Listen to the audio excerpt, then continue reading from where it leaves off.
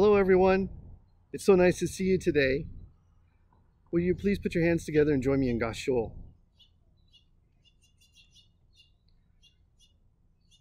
Even though I may be far away, the Buddha is always with you. Buddham saranam gacchami. I go to the Buddha for guidance.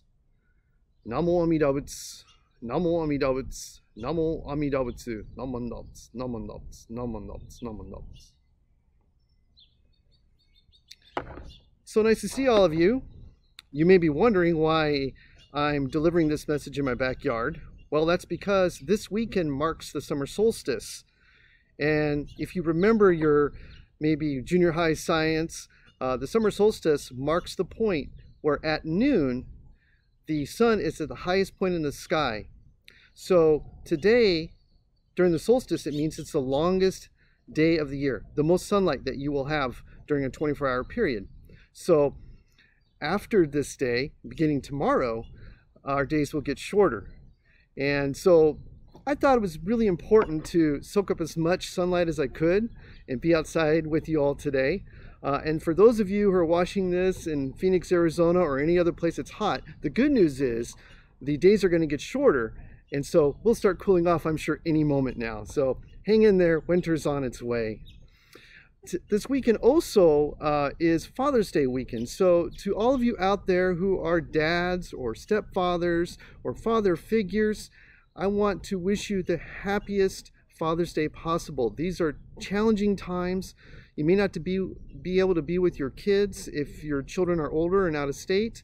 But thankfully for technology, we can still connect with people. So just know that I wish you the happiest of Father's Days, and your role as a father is so important. So I thought I would start today by showing you something very special to me that came from my father. Can you all see this? So this is a homemade walkie-talkie that my dad made for me when I was probably about maybe 5 or 6 years old. So it's tuned to station X. And my handle when I'm on this is Sun Devil. And my father assigned that handle to me, probably because of his great love for the Arizona State University Sun Devils. And you know, it's got some knobs here and ways I can turn up the volume. And of course it has its transmitter key right here too. And it's very important antenna so that I can speak with, you know, whoever I need to talk to. So when my dad made this for me many, many years ago, it was something that was meant for me to have fun with. It was a toy. But when I was little and my dad would go to work, I would actually pretend to talk to him on this walkie-talkie. So I would say things like, "Hey Dad, I miss you. I hope you're doing well. How's your day going at work, Father? Hey, guess what Mom's making for dinner tonight? I can't wait till you get home. I love you." So this was really special to me as a child. So even though my father wouldn't actually answer to me through this, I could imagine his voice speaking to me in my ear. So anyway, I wanted to share that with you. So you may be wondering, what does Father's Day and the summer solstice have to do with each other? Well, if you think about it, we only celebrate the summer solstice once a year. And for me, this is my 53rd time recognizing the summer solstice.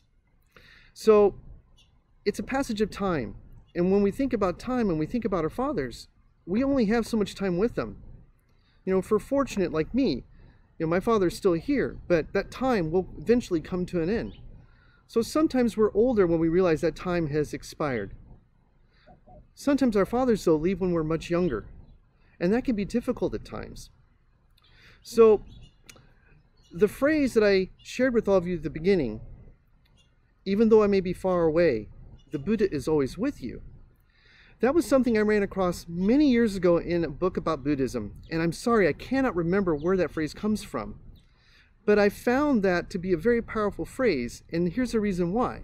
It's because what I can recall in the book was that it was a father telling their young child that they were getting ready to leave on a long trip, and the father wanted to comfort the child and said, "Even though I might be far away, the Buddha is always with you," meaning the child can always go to the Buddha for guidance. just like he would go to his father for guidance growing up. And the other part of the phrase I shared at the beginning, Buddham Saranam Gacchami, is Sanskrit, and it comes from the Tisarana that at the Arizona Buddhist Temple and many other temples people chant, and it means I go to the Buddha for guidance. So essentially saying, even though I may be far away, the Buddha is always with you, is a way of recognizing that I go to the Buddha for guidance even if my father isn't around for me to do so. So when our time ends with our fathers in this life, I think it's really important to think and remember that our fathers continue to impact us even now. And even though we can't see them, when we think about going to the Buddha for guidance, we can also think about our fathers are still there in some way, impacting our lives and continuing to give us guidance. So that phrase, even though I may be far away, the Buddha is always with you. I reached out to several ministers and my friends in Jodo Shinshu, and even though it sounds incredibly familiar to everyone, no one can remember where it comes from. So I challenge you to see if you can figure it out. There's another quote, though, I ran into not that long ago, and I actually know where this quote comes from. It's, even though he's no longer with me, I'm still figuring out ways that he's influencing me.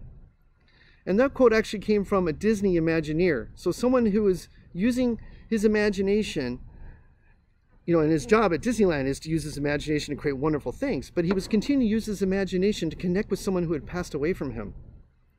And so when we think about our fathers who may no longer be with us, or eventually may no longer be with us, we need to use our imaginations to know that they can still continue to influence us in our lives. So for me, I know that my tastes in music, even though I had my own modern taste when I was a teenager growing up, I loved listening to 50s tunes, like Buddy Holly or Elvis Presley and so many others, because my father introduced that to me.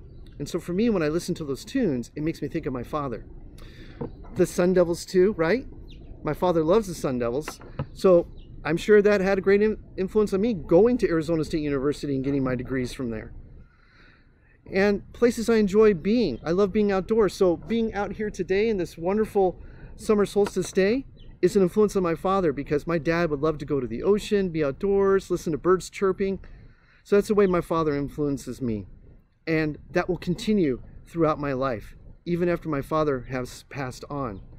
So for you, your fathers can influence you by your choice in music, or the food you like to eat, or the traditions that you celebrate as you grow up, or maybe when you go visit certain places like the beach, or during quiet times, you may be able to hear your father's voice in your head when you're troubled and you don't know what to do, because sometimes things are difficult in life and you might think, what would my father say to me to give me advice? So those are ways your father continues to influence you. So as you reflect on the Dharma and you think about going to the Buddha for guidance, you can also think of the same way how you go to your father for guidance, whether or not they are physically present with you in this world. They are still there, guiding you. And in our tradition, we believe that people who say Namo Amida Butsu become Buddhas themselves and still come back and guide us. So I invite you to reflect on that and realize that whether your fathers are here or no longer with you in this life, they still continue to influence you. And even though I'm a little old now to talk to my dad through this, I might still do that when he's no longer with me. I can still say, hey Dad, remember, I will always love you. You are so special to me, and thank you for all you did to raise me. And I can also speak to my father when I come before the Buddha in the shrine and say, Namo Amida Butsu. So thank you so much for listening today. If you like this and you enjoy listening, please subscribe to this YouTube channel or visit us on our website, azbuddhisttemple.org, or visit our Facebook page. And you can listen to wonderful Dharma messages from my peers, Len Sugiyama Sensei, Michael Tang Sensei. They do such a wonderful job, so I invite you to do that. So thank you so much, and I hope you have a wonderful day. Enjoy the summer. It's going to come to an end here shortly. And happy Father's Day to all of you out there who are dads, stepdads, father figures. What you do is incredibly important, so thank you very much. Would you please put your hands together and join me one last time in Gassho.